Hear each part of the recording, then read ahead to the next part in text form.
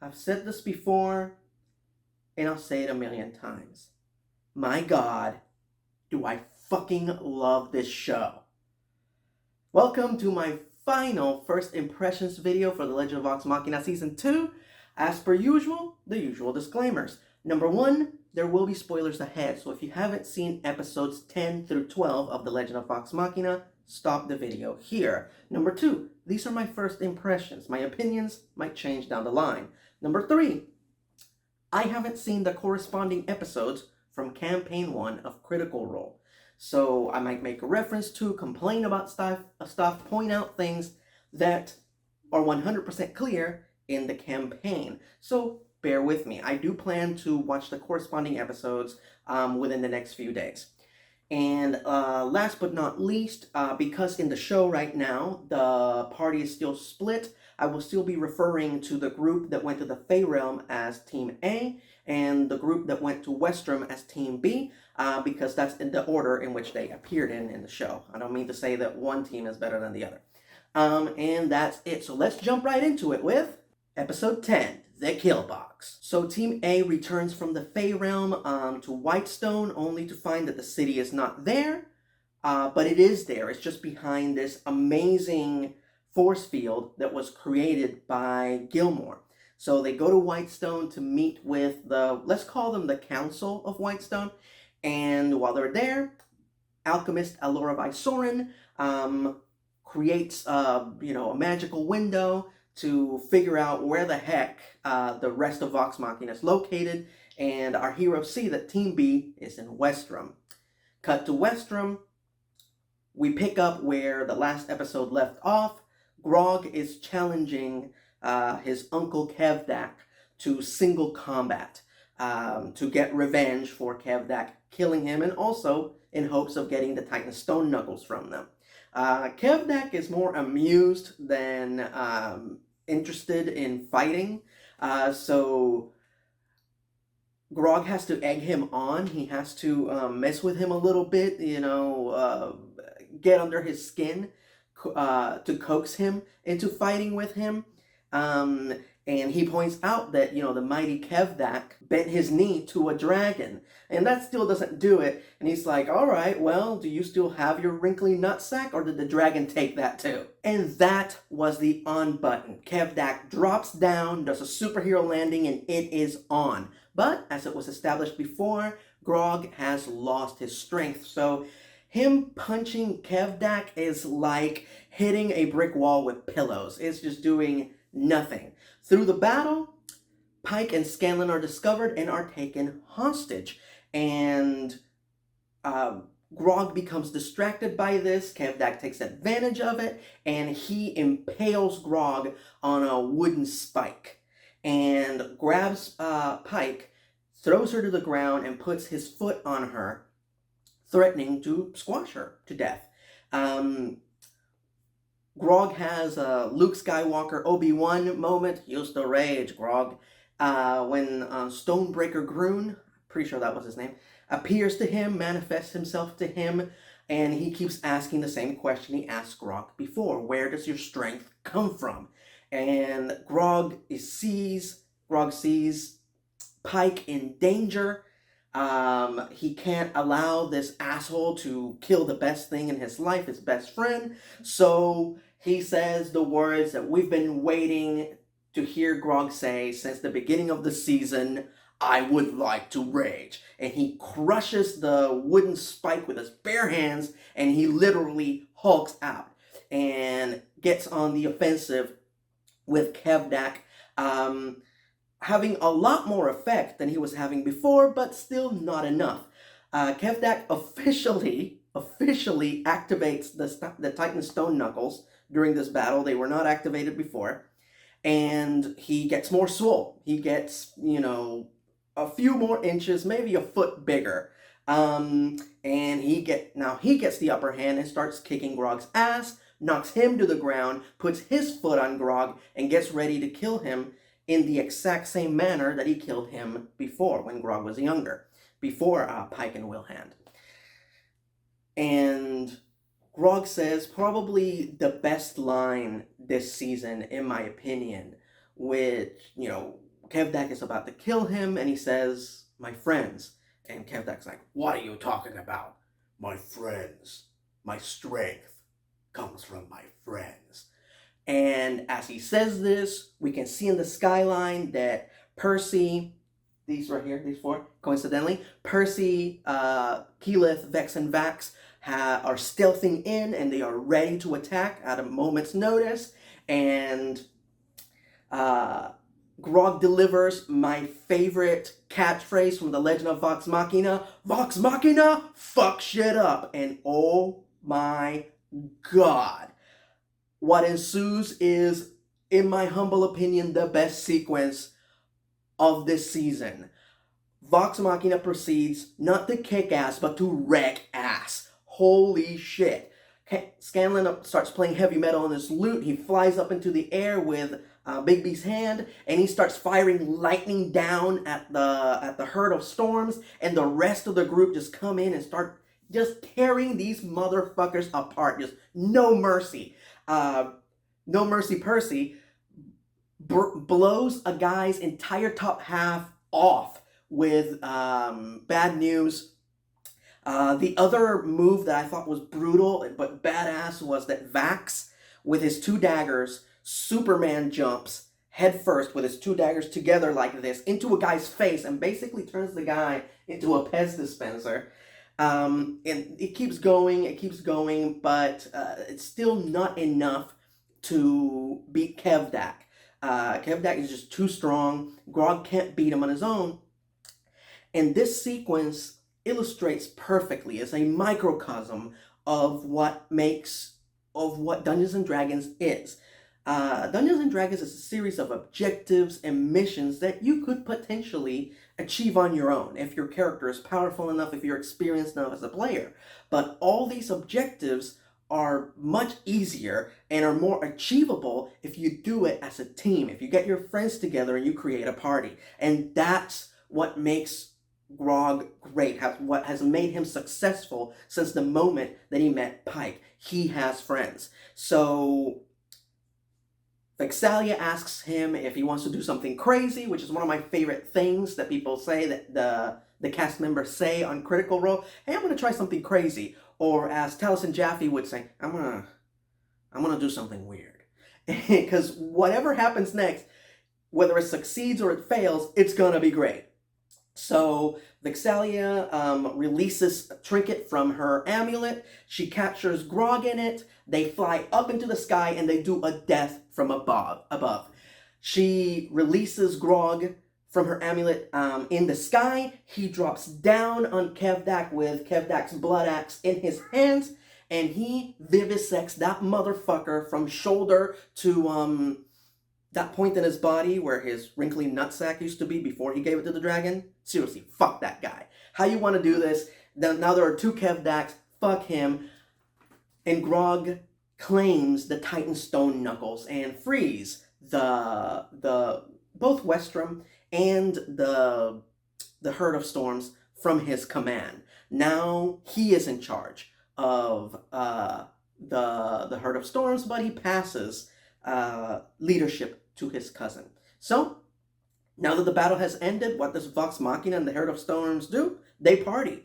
And during this party, Scanlan gets a little bit more familiar with Keely. They go upstairs to hopefully have a little fun together, or at least that's what Scanlan thinks. As they're going into the room, Scanlan references the Vox Machina episode of the campaign. If you don't know what I'm talking about, the episode is called Consequences and Cows. I can't recommend it enough. It's one of the greatest episodes of the campaign, which sadly hasn't been adapted to the animated show, but they keep referencing it. But anyway, so they get into the room. Things start seemingly to get intimate when it is revealed that Keely is Scanlan's daughter, his illegitimate daughter, and she wants him dead. Moving on to episode 11, Belly of the Beast. So Scanlan can't remember Keely's mother's name. He starts listing off name after name after name. One of the many names that he guesses is Bert. I believe that this is an Easter egg because Scanlan's cover ID, anytime he needs to go undercover, the name that he always uses in the campaign is Burt Reynolds. Or at least that's my theory. But of course, Keely, can't do it. She's not a bad person. She can't just kill Scanlan, especially when he's tied up and unarmed. So she just leaves him with the immovable sword pressed against his chest and leaves, and just leaves the sword there. Scanlan frees himself and acquires the sword, and tries to apologize to her, but Keely is gone. Then he has this beautiful conversation with Vax about fate and not having fear and taking chances with things he wouldn't take chances before. Gorgeous conversation between the two. I found it very symbolic because Sam Riegel and Liam O'Brien, the actors who play these characters, the events that led to the creation of Critical Role started with them. All Liam wanted to do for his birthday was get drunk and play Dungeons and Dragons with his friends, and Sam, who had never played Dungeons and Dragons before, made that happen, and that started the domino effect that created Critical Role and eventually the Legend of Vox Machina. So I found it especially symbolic and beautiful that this conversation happened between these two characters. Cut to the next day. We check on the bad guys. Once again, Umbrasyl is using his obsidian orb to communicate with Thordak, and we see for the first time ever that there's a little bit of dissension in the ranks between the Chroma Conclave. We've already been told over and over again that dragons don't get along, they are very independent, they generally don't collaborate with one another, and this is very apparent during this scene that maybe Umbrasyl doesn't have as much faith as we thought on Thordak and his plan. So, cut back to the heroes. Vax goes to the temple of the Matron of Ravens to confront her and figure out what he has gotten into. He has a conversation with the matron voiced by the great Courtney Taylor, and he accepts his role as her champion, or paladin, but we can't call him that, and emerges happy but covered from head to toe in blood. And thus, after partying all night, Vox Machina and the Herd of Storms decide to team up to slay Umbrasyl, and Percy comes up with a very elaborate plan using a trap that he designed. So, they set the trap, they hide, Umbrasyl shows up, they capture him in the trap, but that's not enough. He busts right out and uses one of his legendary actions to reveal another one of his many powers, which is to turn invisible. There's an invisible acid-spitting dragon on the loose, an invisible monster. That'll save them some money on animation. Everybody hits Umbrasyl with their best shot. It does nothing to him in spite of the fact that they have the vestiges. It has some effect. It annoys him, but it's in no way close to delving enough damage to make a difference during this battle. So once again, one of the members of Vox Machina comes up with yet another crazy plan. If Vexalia's plan in the previous episode wasn't crazy enough, Scanlan suggests that they should attack the dragon from the inside, but they can't go through a mouthful of acid, so they have to go in through the other end. Using Vax's super speed and Scanlan's Big B's hand, they enter the dragon. They do a rear attack, and they enter the dragon through the back door. They get inside what I believe to be his intestines. I don't think they arrive at his stomach. It would be full of way more acid. So they get to his large intestines, to a good midpoint in his large intestines, and Scanlan takes the immovable sword, shoves it down into Umbrasyl's flesh, activates it, and now the sword is stuck in that one spot. So if the dragon takes off, the sword will go right through him. This grounds him for a few seconds, but it's still not good enough. So the dragon takes off, allows the sword to go right through him, and flies off with Vax and Scanlan still inside of him.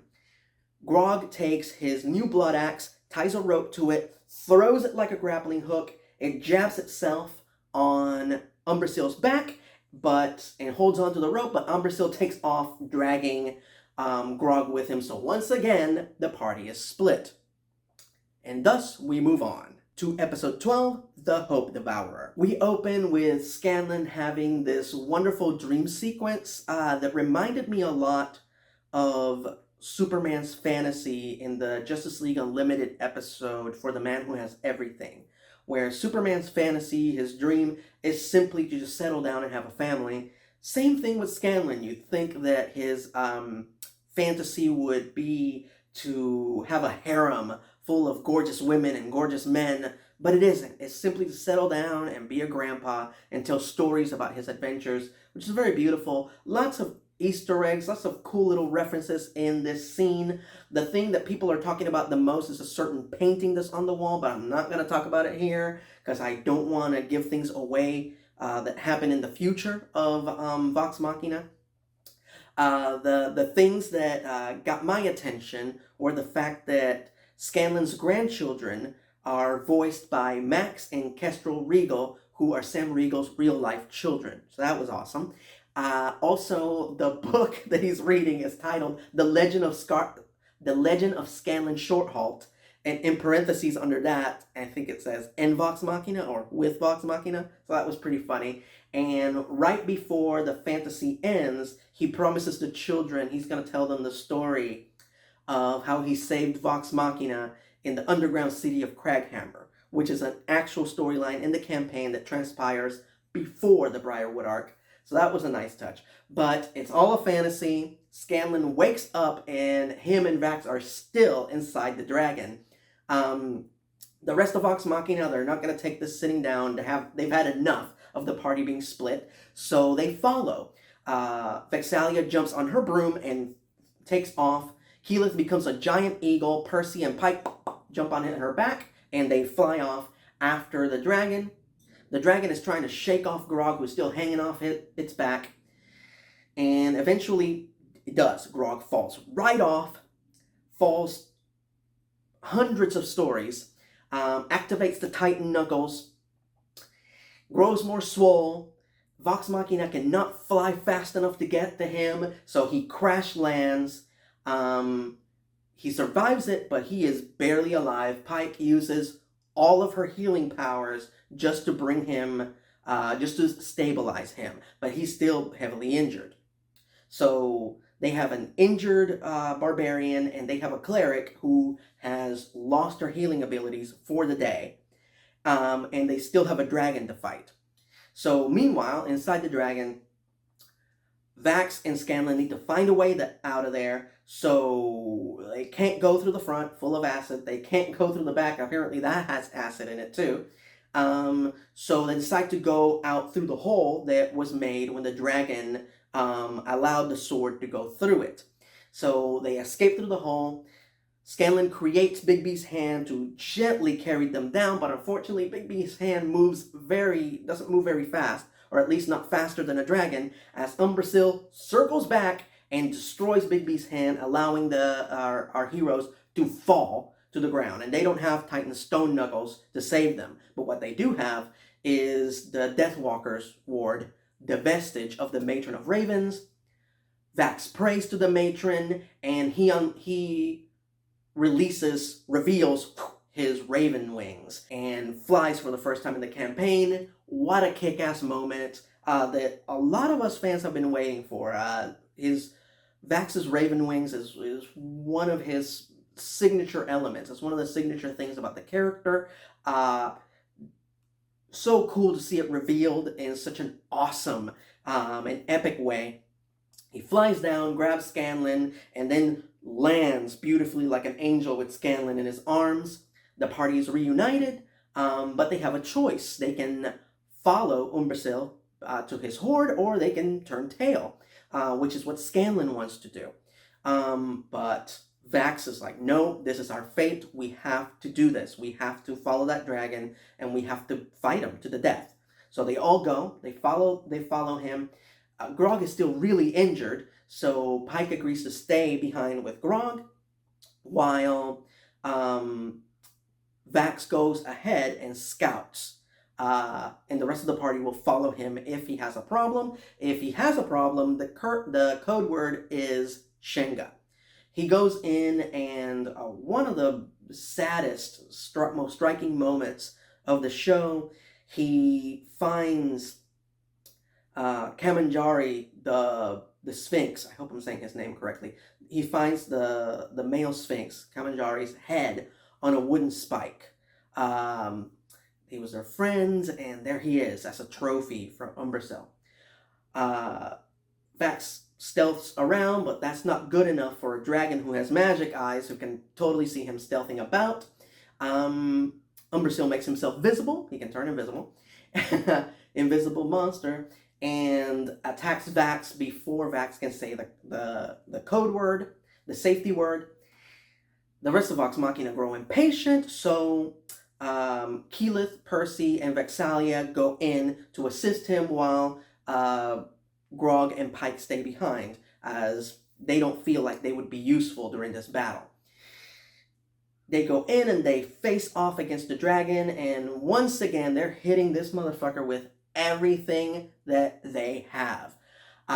There's even a moment when Percy shoots Umbrasyl on the temple with bad news, and it just knocks its head to the side, but it does no damage, no scars, nothing. His most powerful gun, the gun that destroyed a giant in the first season, just is like, it was like slapping the dragon, like an open hand slap. And it does no further damage than slightly annoying him. They retreat. The dragon follows, because thanks to Mythcarver, the sword that's a vestige, it can see where the other vestiges are at. So it follows them. They're in trouble. Pike and Grog jump into the battle anyway. In spite of the fact that Pike can't heal and Grog is heavily injured, they still jump in and they still help. It does no good. They're still getting their asses kicked. And Scanlan legitimately considers abandoning the party and leaving. It's just hopeless. He's not going to die for this. But the words of his illegitimate daughter repeat themselves in his head. She called him a coward. He's always running away. When something's too hard, when he feels that it's hopeless, he just runs away. And earlier, Vax called him a coward too. And you know what? That's not going to stand. So even if he dies, he's at least going to try. So at this point in the battle, Umbrasyl has Vox Machina at his mercy. He's about to just shower them with a tidal wave of acid, but he is hoisted by his own petard, because he was carrying around the very vestige that holds his weakness. Scanlan gets a hold of Mythcarver and jumps through the air heroically, just like Michael Fassbender in 300, jumps heroically through the air with his sword and jabs it right at Umbrasyl's eye, then imbues the sword with his bardic energy. He sings, and he pulls, and he takes a big slash with Mythcarver, taking an enormous chunk off of Umbrasyl's head, pops right off, slaying the dragon single-handedly. You can call him Scanlan, you can call him Dragon Slayer, but you can also call him for a good time. So yeah, you can add Dragon Slayer to his many titles. My boy Scanlan got the How You Want to Do This, the final How You Want to Do This for the season. So awesome, so proud of my boy. So they did it. They have officially slain another member of the Chroma Conclave, one of the more powerful members of the Chroma Conclave. 1 down, 2 down, technically, 3 to go. So the party retreats back to Whitestone to let everybody know that these dragons are killable, and to strategize about what they're going to do next, how they're going to take on the rest of the Chroma Conclave. And during this meeting, suddenly they realize that their drinks have been drugged, and a lot of the members of the council that are not Vox Machina fall asleep, and it is revealed that that wasn't Keeper Yenin. That they were talking about is Rayshawn, the deceased deceiver in disguise, one of the members of the Chroma Conclave. As it was established earlier, there's some dissension in the ranks. That dragons don't get along, and Rayshawn apparently has a healthy hatred towards Thordak and wants to see him destroyed, to the point that she's willing to work with Vox Machina. And so our season concludes with a big bum bum bum moment. I promised you last week that there would be a cliffhanger this week, and it is that the emergence that Thordak keeps talking about, and the reason he's collecting all this gold is to keep a bunch of dragon eggs warm. He wants to create a whole civilization of dragons to take over the entire world. And so the season ends, and holy shit, what an awesome, awesome season. Was it better than season 1? I would say it was about the same level. They just improved on a few things that were already great in season 1, but they somehow found a way to improve on a few things. But I would say it's about the same quality, if not maybe 2% better than season 1, which season 1 was fantastic. My God, what an experience. What a show. I every time I think I can't love it more, I find myself loving it more. The question that everybody has been asking me for the past 3 weeks is, am I going to do an honest review? Well, I got to check my schedule. I have, some dental work I need to get done. Yes, of course I'm going to do an honest review. Are you fucking kidding me? There's nothing that I love more right now in my career as a content creator than talking about The Legend of Vox Machina and Critical Role. It's just, I've grown to love it so much in just the course of 1 year. Yeah, this is my 1 year anniversary of being a Legend of Vox Machina fan. That it's amazing.